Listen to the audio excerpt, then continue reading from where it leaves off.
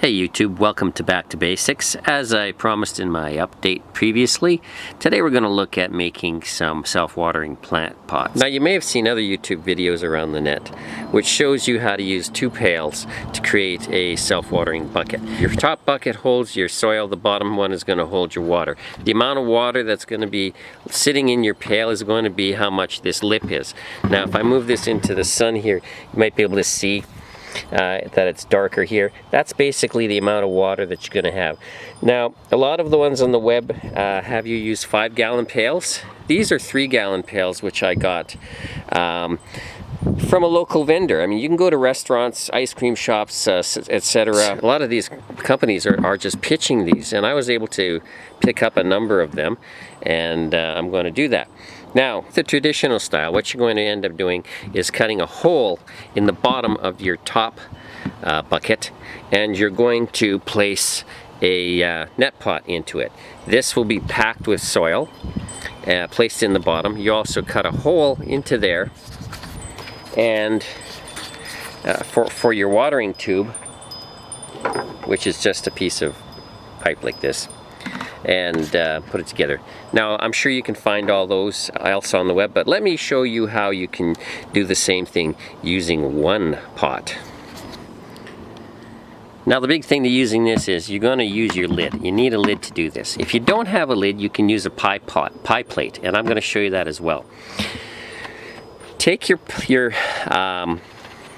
lid and basically just cut out the outer edge of it here, and we'll be using that as the base for the bottom of the pot. Now what I like about using a one pot method is I can control how much of a height I'm going to have on this pot.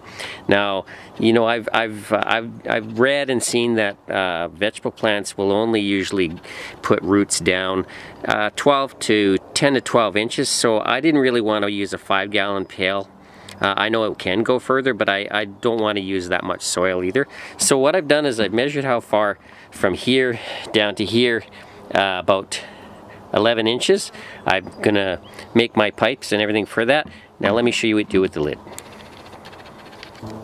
Okay, I've cut a center portion out of the lid, and this is where my net pot's going to go. Now what I'm going to do is I'm going to use this. Yes, pull this right out. Keep the lid for something else later.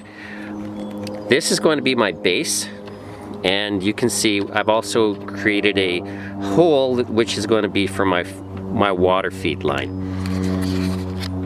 Get your net pot, place it in the hole, or this is where you're going to be placing the hole. This will go on top like so. Now you're going to pack this net pot with soil, and you make it really firmly packed down, and you're going to have a watering tube for this. When you put this into the pot, it looks like this.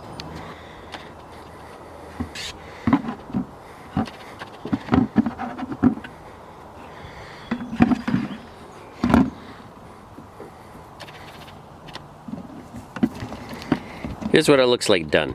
Now, as I said, I will show you later in the video how you're going to pack this with soil, but here's a basic concept using just the pail, a net pot, the lid, and the feeder tube.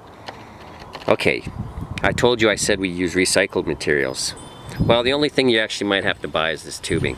Let me show you what I've done using other materials.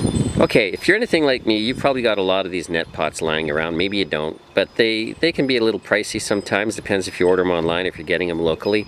But if you're like me, planting a lot of plants like this, you've probably got a ton of these lying around your house. Well, I do anyways. So these are exactly the same size.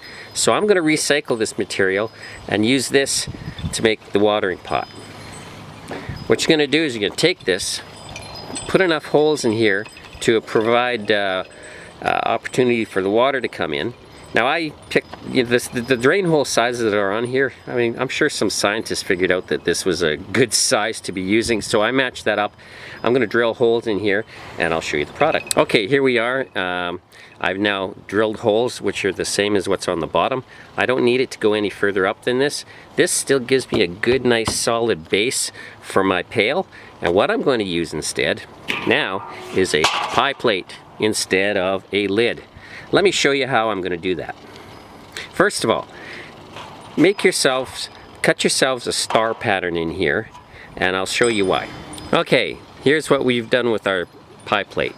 Now, I just measured this out. This is the you can see the line of the circle. That was the top outside of the green pots that I had drilled holes in. So this is the size that I wanted to use. Now I just place this over top of that, and by bending in all of these down to the pot inside, this is going to fit over this pot, and it also keeps the pot inside from moving around when it's got the soil in. Now let me show you what it looks like inside the bucket. And there you have it. Now this gives me a really nice, solid, firm grip that I have on here.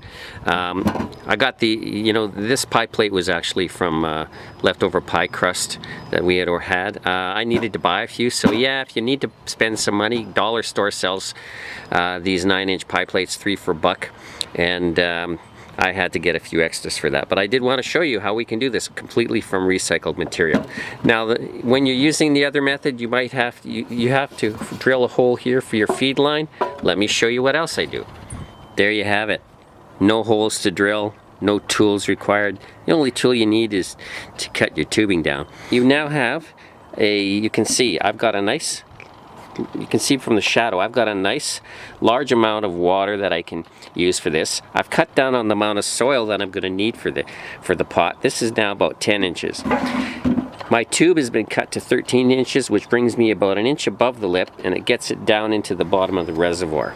Okay, one very last, very important last step that you do when you're building these is you want your water inside the bucket to not be above the height of your wick pot. So easiest way to measure this is to put this up against your pail, find your mark, and I'm going to go down to about here, and you're going to drill a hole.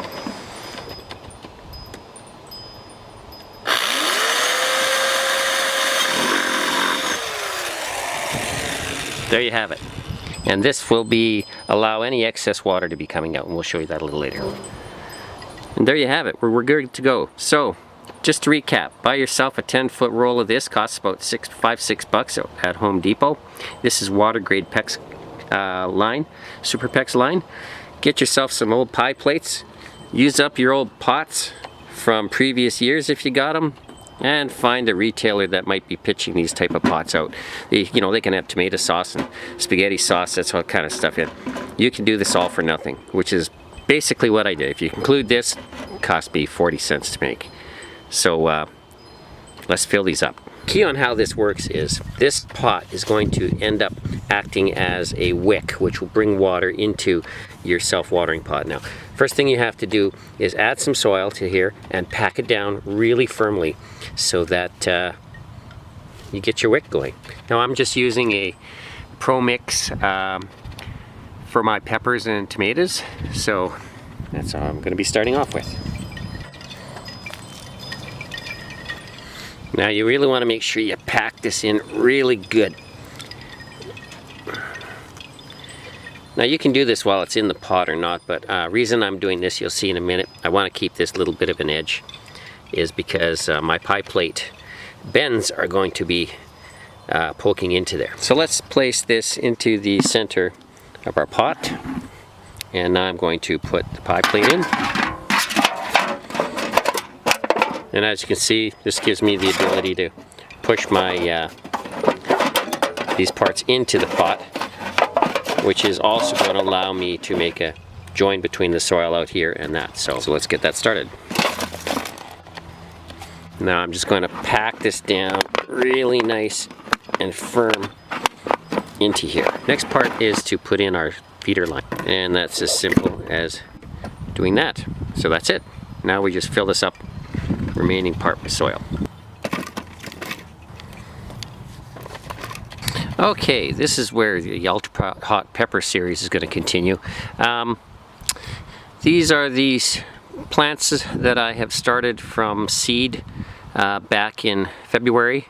These were transplanted into these pots at using the double cup method back on March the 11th, I believe. So these are now 2.5 months old, almost 3, so they're doing really nice, and it's time to get these out of here. You can see we've got a nice bit of a root coming out of here. I don't want to destroy this at all, so let's cut this open and get them into our pots.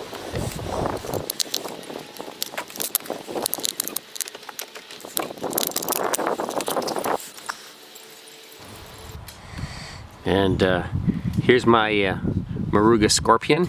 Oh, can't wait to taste that one. And the scorpion.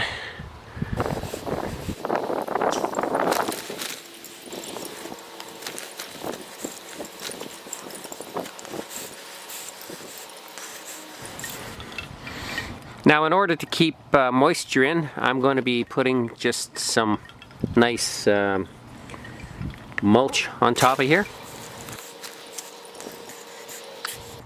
That should keep a lot of the moisture inside here when we water it, keep evaporation down. The whole reason for that hole here is to make sure that we fill up our water reservoir, but it's not going to go over and we're going to have water sitting inside the soil. So just take your hose, set it to your jet setting, and fill it up. Now you just keep filling this up till you see it overflow. Shouldn't take too long. And there you go. That's full. And you can see the water coming out. It'll get to a level that is good. And as this part starts to dry out, the wick will pull it in. So there you have it. That's how to make yourself some self-watering pots from recycled. Hope you enjoyed.